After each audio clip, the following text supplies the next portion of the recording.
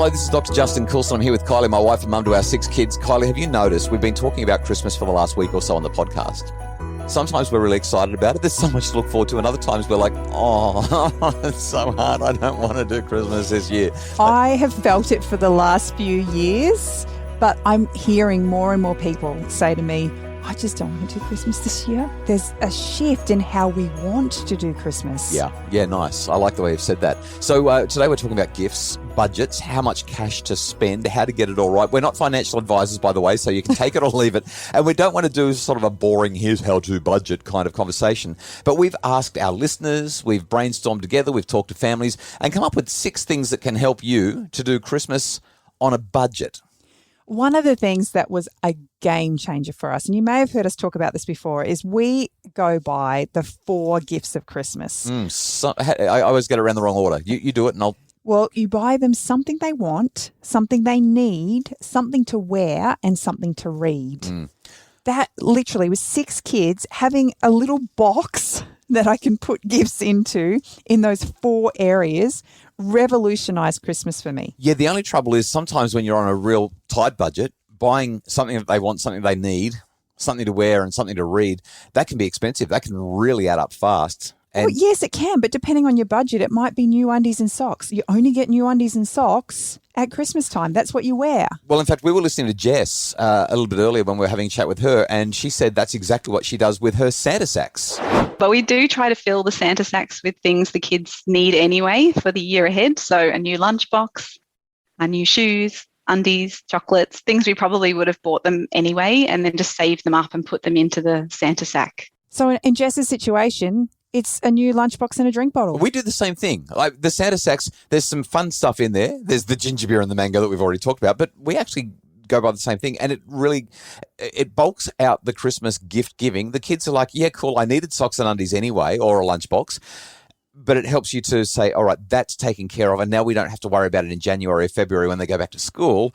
We've already bought it for Christmas. Well, the kids get all their toiletries in their Santa sacks. They're hair things tidies that I would buy them normally, but I just store it up so it becomes a gift. Yeah, perfect. So that's one idea, one of our 6 ideas. The next idea, I reckon it's just important to stick to a budget. So work out how much money you've got, and don't say, well, the credit card maxes out at $5,000 or $10,000 or whatever it is, because that's a bad way to start the new year. Your New Year's resolution then has to be pay off the credit card, and that's not fun. Work out how much cash you've got. I think it works in any situation, whether it be the groceries or your shopping list for Christmas or whatever. If you've got a list and you have a budget, then you're more likely to stick to that. Whereas when I would take you shopping, even though I knew what the budget was and I had my shopping list, and you'd be like, oh, we just need these chocolate chip cookies and we just need these ice creams and we just need this. And all of a sudden, my budget would blow out by $50 or $70. I'm really bad at this. Just because you came along and you didn't know how to stick to what I was trying to achieve. I have an inhibition problem. I have a self-regulation problem. No, this isn't to bag you out, but it's just an acknowledgement. When we don't have a budget or we don't have a list that we stick to, what happens is we get caught up in the moment. Well, and that happens anyway. So, not just with the groceries, but every year we go through something they want, something they need, something to wear and something to read. You do that careful, selective gift buying, keeping it to our budget. And then I look at the gifts, I'm like, oh, you've done all this great gift buying, Kylie, and I haven't done anything. And then I go down to the shops, pull out the credit card. Yep, you do. And then I go, hang on a sec, now Abby and Ella have got like major gifts and you've left out these 2 kids over here. And I reckon I've done it half a dozen times over the last decade. And it always costs us. And we don't need it because you've done such thoughtful gift giving, and I go and blow it all the time. My impulsiveness is challenging. You know that the other day we talked about how being on the same page is really helpful, and, sharing that cognitive load. Maybe if you and I sat down and talked about it. I know. I've got to do better. Then you could go and buy some gifts off my list. I love to buy things and do the giving myself. And I feel like because you do all of this on your own, I feel like I'm not part of it, and therefore I haven't given it to them. You have. It's always a surprise to me when I see what the kids get for Christmas. Let's just be clear, everybody. Let's just be clear. I beg for your involvement. I know. And I have asked. And what's your normal response to me? I've just got to finish this email. I don't have the headspace. I don't have the If you could headspace. just take care of it. Do you have any idea how much work I've got to do? Whatever you want, honey. Just you do it and I'll be really grateful. All right, so that's the second idea. First idea is buy essentials and use them in the Santa sack or find other ways to gift them as part of the something to wear, something they need, something they want, something to read. I got it around the wrong way, didn't I? And the second thing is actually stick to a budget. Work out what your budget's going to be and stick to it. Now, this leads into, it sort of dovetails with our third idea. Determining who you're going to give to. Right. So you want to give to everybody, but if you've only got a budget of, let's say, $1,000 for argument's sake, you just can't give to everybody. Well, you can, but giving looks different in different situations. I like the way you said that. That's great. So if you want to stick to your budget, then you need to look at who are the most important people in this scenario that you want to give to. Uh-huh. As a parent, I'm going to suggest it's going to be your children that you want to give to. I can't believe you didn't say me. Oh, you're hilarious. Mister, I'll just go and buy what I want when I need it. Stop it. Don't be like that. I get in trouble for that all the time. Okay, but then you've got extended family members. And so there's just on extended family. So there are 20 grandkids on my parents' side. So that's 20 nephews and nieces. Well, it's 14. Six of them are ours. Yeah, and then on your parents' side, it's 15, which takes it down to 9. So we would be buying for 23 nieces and nephews, as well as 2 sets of parents, as well as you and I, as well as our 6 kids. We're literally up to 40 or 50 gifts. Or 40 or 50 people that we're buying for. Like it's astronomical. So when you're making the list, you kind of need to work out, in our family, our extended families, we do like what do you call it? A Kris Kringle Secret Santa sort of thing? Secret Santa. So the kids buy for one another. Well, in the beginning, it was adults bought for adults. But as we've gained more children in the family, what we determined was that we wanted the kids to be a part of the giving. Yeah, and the adults were all too hard to buy for anyway. Yeah, we all decided when we want something, we get what we want anyway. So let's let the kids be a part of the giving process. And that's been fantastic. But another couple of things that I've seen other people do is aunties have just brought every child a T-shirt.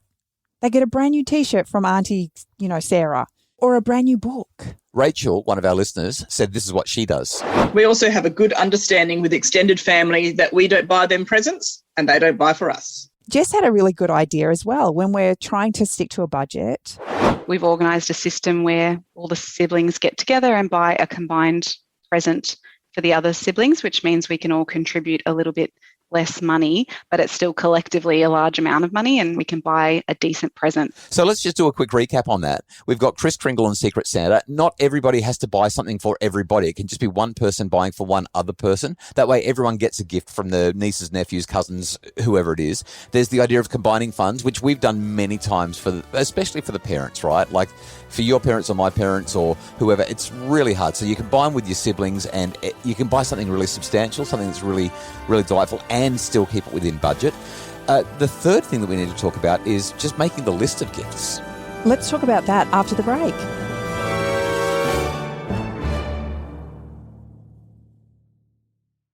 It's the Happy Families podcast, the podcast for the time poor parent who just wants answers now. And today we're talking about gifts. Budgeting.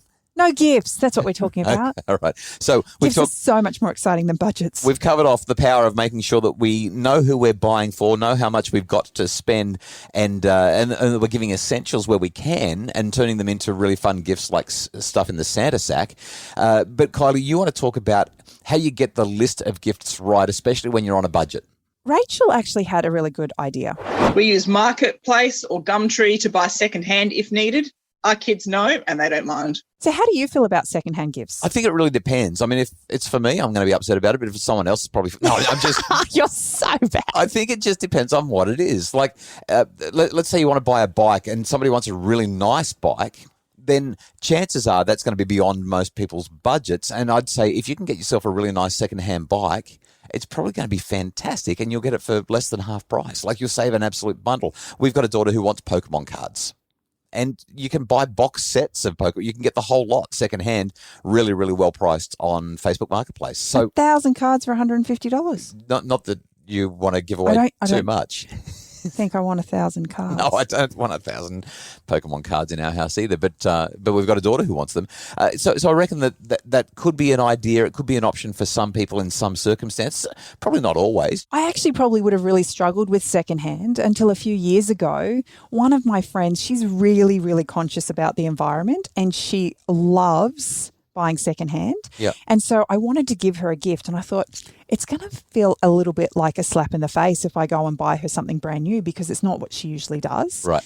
And I knew that her family wanted a soda stream. And so I got on Marketplace and somebody literally had brought a brand new soda stream maker and realised that they actually just didn't like it. So I decided I'd get her that. It didn't come in a box, but I got to wrap it up in a pretty parcel for her and gift it to her family. And she loved the fact that I had gone to the effort of going secondhand. Yeah, I love how it's harder to get stuff secondhand, and yet it made a bigger impact. She was grateful for that. So I guess it comes down to value systems and what people's expectations are.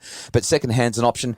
In terms of making that list of gifts, you could also go handmade, especially if you're on a budget. We've talked about that in previous podcasts. But taking the time to make something when you haven't got the cash to spend can be really, really meaningful. And something else that I want to talk about, science tells us that giving experiences is much better than giving gifts as a general rule, especially when you get to share the experience with somebody because you create those memories together.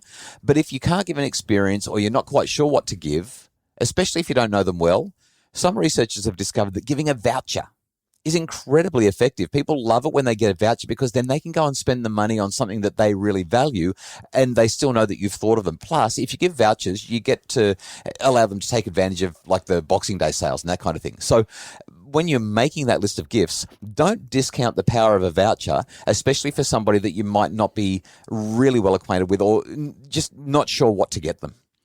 Well, Lisa had a really good point when it comes to gift giving. We try and buy one good gift that we know that they're going to use, enjoy, and will create an experience for our family. Ever since our kids were young, that has been our motto 100%. I would rather our children get one beautiful gift that's great quality, might have cost us a little bit more, but knowing that I could pass that one down. Right, yeah, exactly. There were more than one kid who was going to enjoy this. We'll get multiple childhoods out of that one gift rather than getting something that's going to be ruined by New Year's Day. Yeah, totally. So I'm with Lisa on that one. Quality versus quantity when it comes to Christmas on a budget. Sometimes it's worth spending a touch more, even if you end up with a little less because of the longevity of it. And our last idea. Utilising sales and lay-bys can really help when you're trying to manage your budget at Christmas time. Well, we really hope that these ideas are helpful for you if you're doing Christmas on a budget like most of us. The Happy Families podcast is produced by Justin Rullon from Bridge Media. And if you would like more info about making your family happier, check it all out at happyfamilies.com.au.